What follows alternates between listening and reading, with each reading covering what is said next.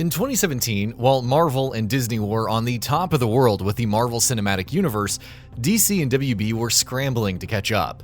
But where the former had worked towards their spectacular success by patiently building towards it over the course of multiple films across several years, the latter wanted to skip ahead and get straight to the point where they could release a big superhero team-up movie and rake in the cash. Before we begin, please consider subscribing and enable all notifications by clicking the bell icon. With that out of the way, let's get started. It was blatantly hasty, driven by a desperate need to catch up with a steamrolling competitor. But Zack Snyder, the man who was responsible for ensuring that the DC Extended Universe could get to that point, had a vision. And though there were many who weren't big fans of what he was doing, he was, if nothing else, building towards that vision in a consistent manner. 2017's theatrical cut of Justice League was a slap in the face to those who believed in that vision. It was a far cry from the movie that Snyder had been making and had been on track to release.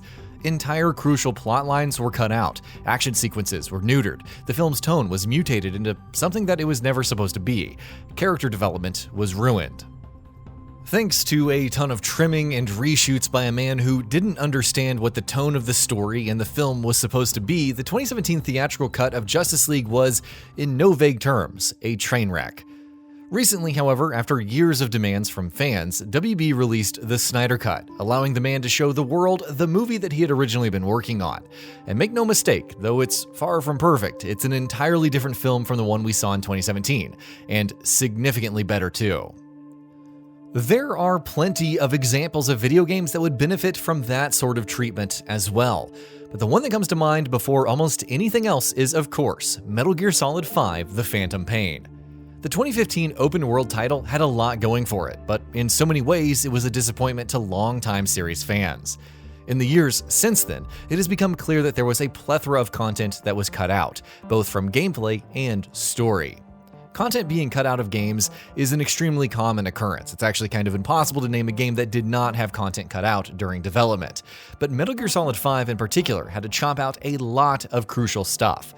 And so here we are, wistfully thinking about what it would be like if the impossible came to pass, and we got to play a hypothetical Kojima Cut.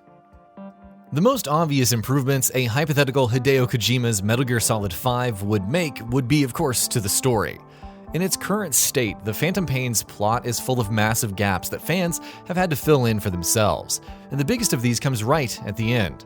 Episode 51 doesn't exist in the game that Konami released, at least not the way that it was supposed to, which is still a real shock, because data mining over the last few years has uncovered just how crucial it was going to be. Not only was it going to be set in an island that wasn't part of any other mission in the game, from a story standpoint, it was going to wrap up Eli's, or Liquid Snake's, storyline for the game. The ending to that episode was a pivotal moment for Liquid Snake, and would have served as the perfect setup for his story in future games, tying the Phantom Pain into Metal Gear Solid 1 in particular perfectly. Having that content included in the game would also make the ending shown in Episode 46 much more palatable. In its current state, Episode 46 is a particularly hard pill to swallow, not only because it sort of ruins the whole legend of Big Boss, but also because of how jarringly abrupt it all feels. There's very little buildup for that ending, and when you're about to throw a twist as big as that one at a player, you need buildup. And if not buildup, you at least need something of an epilogue. In the years since The Phantom Pain came out, fans have had to connect the dots between its ending and the beginning of Metal Gear Solid 1 themselves. But the ideal scenario, of course, would have been a game that does that itself. Talk about how the Diamond Dogs morphed into Big Boss's military state of outer heaven, and about how Venom, Snake, and Big Boss went from fighting to protect child soldiers and rescuing animals to leading an army of terrorists who are harboring weapons of mass destruction. And then there are the infotapes, which contain some of the most crucial narrative elements in the entire game. So many of the loose ends in the story, so many inconsistencies, so many plot holes are addressed by these infotapes. Crucial plot points about Zero, Paz, Ocelot, Huey, and Skullface, pivotal conversations and scenes between some of the most major players in the series' overarching story, connections to plot points from earlier in the series' chronology, and setup for threads that would be picked up by later games. It's shocking how much stuff there is in these infotapes, but what's even more shocking is that all of this is relegated to audio logs that can be entirely missed by the player. I mean, it's great that this stuff is in the game, of course, but how much better would it have been if it was all included in the game in a form of actual cutscenes and direct storytelling? This stuff would have solved so many of the problems that currently exist in this game. Then there are other narrative flaws that a director's cut of Metal Gear Solid 5 could address. The Skull Unit is currently a faceless group of nameless soldiers with no personalities and no backgrounds, which is such a far cry from the extensive character development we've typically gotten for bosses and bad guys in all Metal Gear games.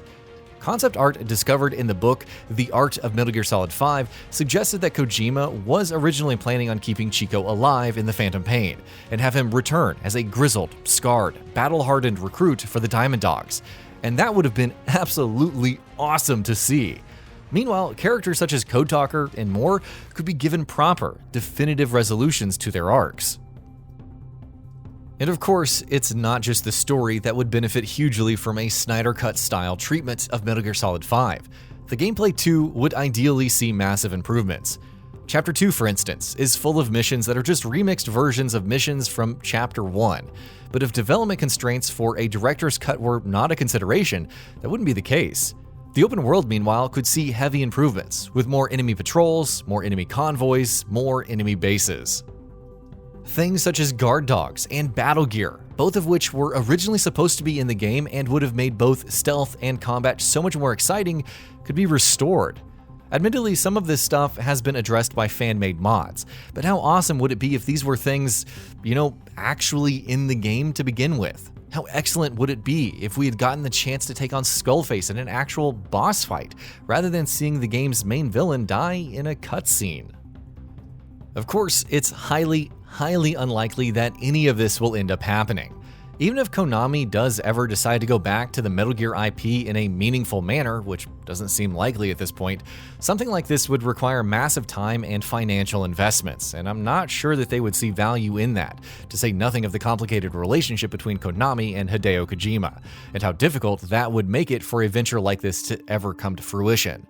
So yeah, there's almost no chance that Konami will ever release the Kojima Cut. But we can always dream, right? We can always dream.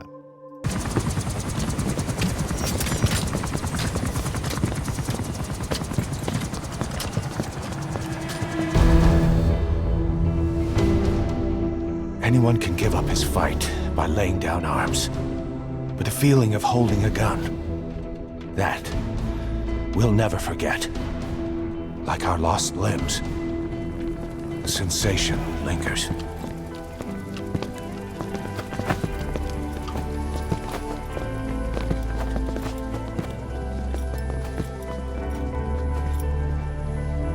And that brings us to the end of the video. A quick request before we conclude. We upload new videos every single day, and if you like what we're doing, please consider subscribing. It really helps us out. Also, don't forget to enable all notifications by clicking the bell icon so that you can receive daily video updates. Thanks for watching.